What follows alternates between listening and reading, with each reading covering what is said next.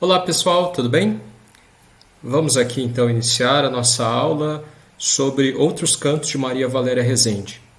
Essa aula, mais do que propriamente uma aula explicativa sobre o livro, é um convite à leitura. Quero propor algumas questões relacionadas à nossa disciplina de literatura e cinema, mas para chamar a atenção de vocês para alguns pontos da leitura. Então, esse livro, Outros Cantos, publicado pela Maria Valéria de Rezende, saiu em 2016, então é um livro bastante contemporâneo.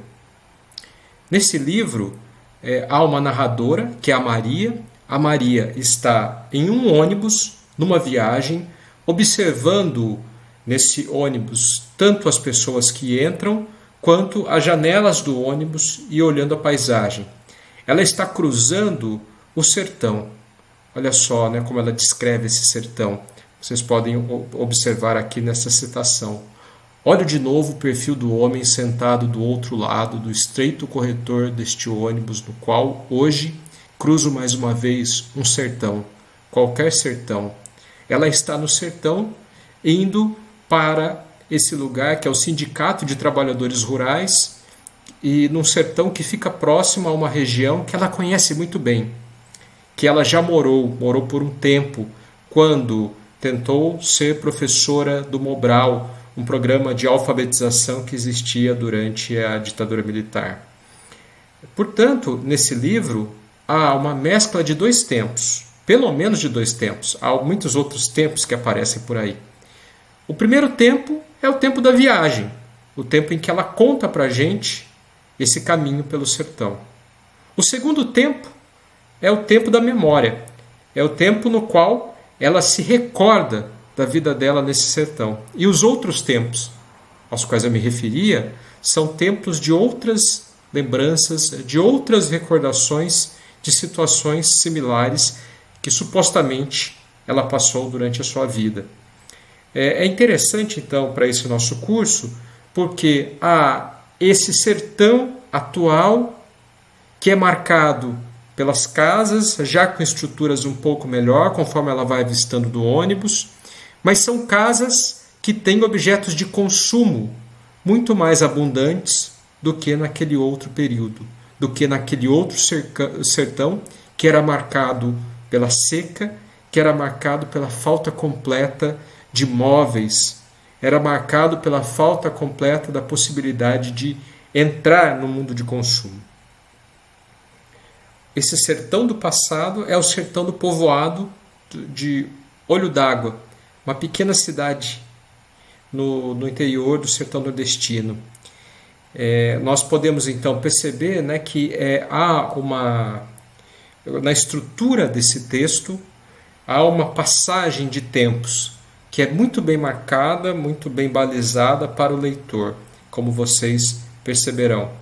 Além disso, esse livro é muito interessante porque há um mistério que ronda olhares de certos personagens.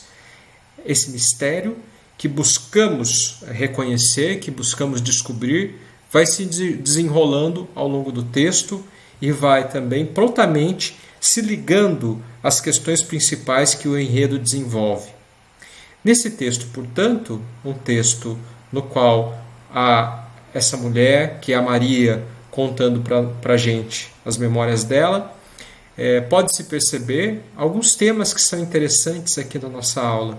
Por exemplo, o sertão, como esse sertão é descrito, como essas temporalidades do sertão são descritas de forma diferente.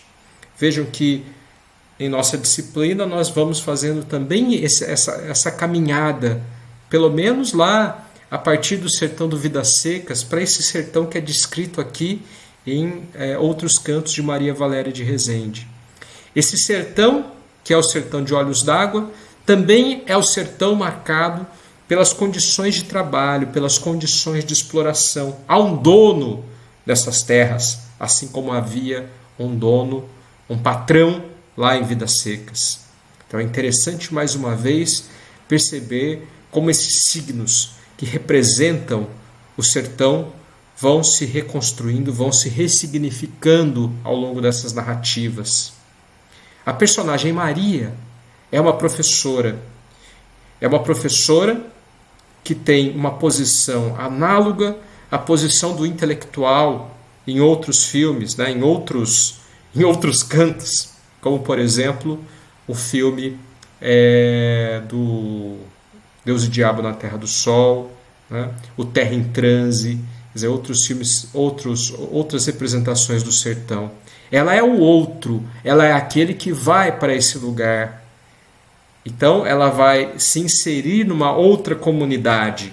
Interessante pensar aqui também em como funciona essa comunidade. Assim, o tema da alteridade e da comunidade aparecem também nesse texto. É sempre importante, então, ficar atento como que a voz do outro, as histórias, a subjetividade aparecem nesse enredo. É um livro recortado também por essas histórias orais com as quais ela vai lidando, né? E aparece o tema também da revolução, não é? Uma tentativa de se transformar essa realidade. Com relação às histórias orais, destaco para vocês esse trecho. Eles me ofereciam assim suas histórias, duramente realistas ou risonhamente fabulosas, entremeadas com as minhas, compondo um novo xadrez de mundos diferentes. E eu aprendia o que era pertencer, de fato, a um povo. Falávamos baixinho, sob o eco distante da algazarra das crianças, como a proteger nossos segredos de misteriosos ouvidos invisíveis que, porventura, ali vagassem. Bom, então são esses alguns temas dos outros cantos. Convido vocês à leitura desse livro que é fabuloso e acredito também que vai contribuir para as discussões do nosso curso.